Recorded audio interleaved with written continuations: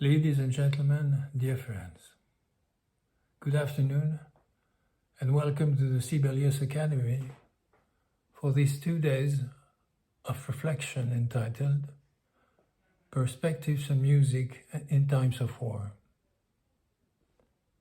My name is Amaury du Closel. I'm a conductor and a composer and the coordinator of the Music, War and Peace in Europe 1922-2022 European project, in which yesterday's and today's activities are taking place.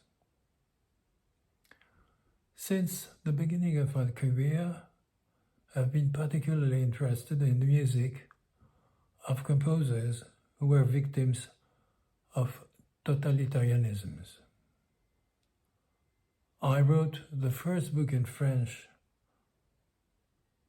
on the musicians victims of Nazism, Les voix étouffées du Troisième Reich and Art de Musique, in 2005, and founded the Forum Voix étouffées in 2003 with the aim of raising awareness of the music of these composers, most of whom had remained unknown.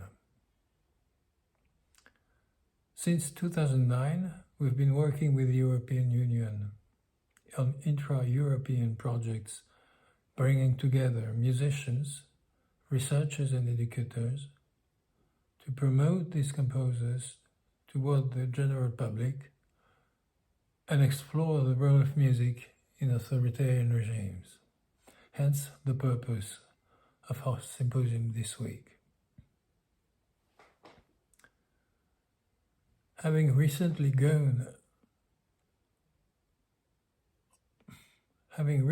undergone an operation, my state of health doesn't allow me to be with you on this occasion.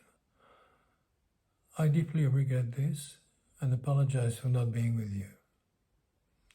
I would like to extend my warmest thanks to Dr. Anne Piirainen and the Sibelius Academy for organizing this symposium and concerts with such significant content. Thanks also to all the speakers of these 2 days whose paper titles have already whetted our curiosity and our interest.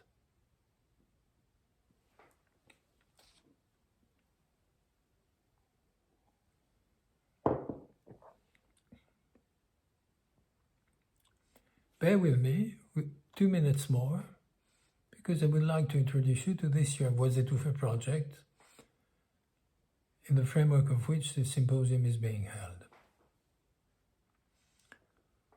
Boris Romanchenko, a survivor of the Nazi concentration camps, was killed by Russian forces on the 22nd March 2022, when the building where he lived in Kharkiv, in northeastern Ukraine, was bombed. From one totalitarianism to another, the fate of this 96-year-old man who had survived Buchenwald and Bergen-Belsen, among other places, tragically belies a certain European naivety which believed that war was over since the fall of Nazism and the Soviet Union. The war in Ukraine is a tragic reminder of how little we can learn from history and how the work of remembering, which is expected to prevent the mistakes of the past from being repeated, must always be put back on the drawing board. Disinformation and revisionism are the main weapons of the Kremlin's propaganda. The power of events is such that it makes us forget the fact that in certain illiberal EU member states, solidarity is being used to mask the undermining of the rule of law and fundamental freedoms, and the fact that anti-Semitism, xenophobia and Europeanism continue to thrive in a low-key way in the general context of progressive amnesia about the history of the Holocaust.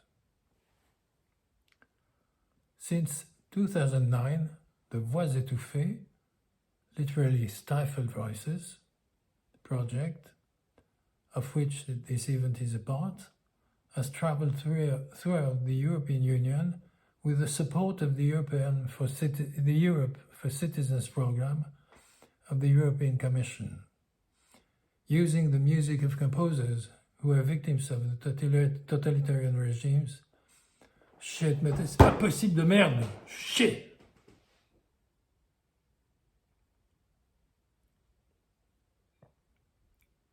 Since 2009, the Voix étouffées, literally Stifled Voices project, of which this event is a part, has traveled throughout the European Union with the support of the Europe for Citizens program of the European Commission, using the music of composers who are victims of the totalitarian regimes of the 20th century Europe as a means of transmitting the memory of the convulsions on which modern Europe is built.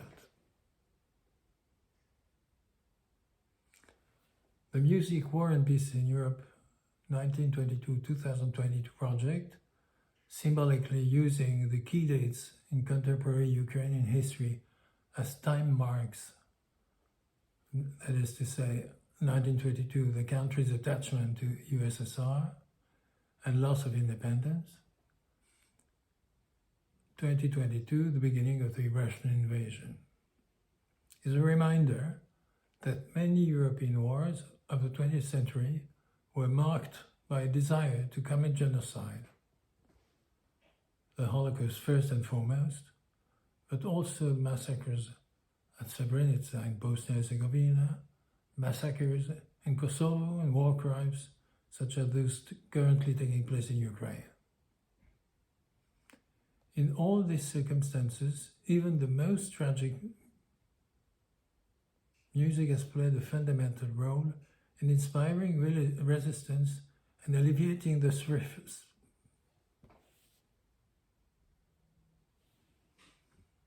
In all these circumstances, even the most tragic, music has played a fundamental role in inspiring resistance and alleviating the suffering of prisoners in concentration camps and of the civilian population. In some cases, as in the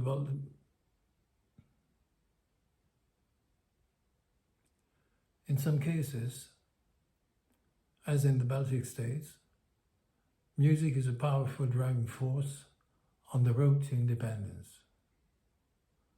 During the siege of Sarajevo, 48 concerts were held in the city under sniper fire, including the 1994 concerts by the rock band Iron Maiden or Mozart's Requiem conducted by Zubin Mehta. The project geographical organization symbolically constitutes a cultural front against the Russian aggressor, since from Finland to the Black Sea, it brings together all the countries sharing a border with Russia or Ukraine, and includes 3 associated partners in Lviv, Kyiv, and Sarajevo. Ladies and gentlemen, dear friends, this is the framework of the symposium which you are taking part in. I wish you a most interesting and studious session, and once again, convey my gratefulness to Dr. Ann P. Reinen for her engagement in the project. Thank you.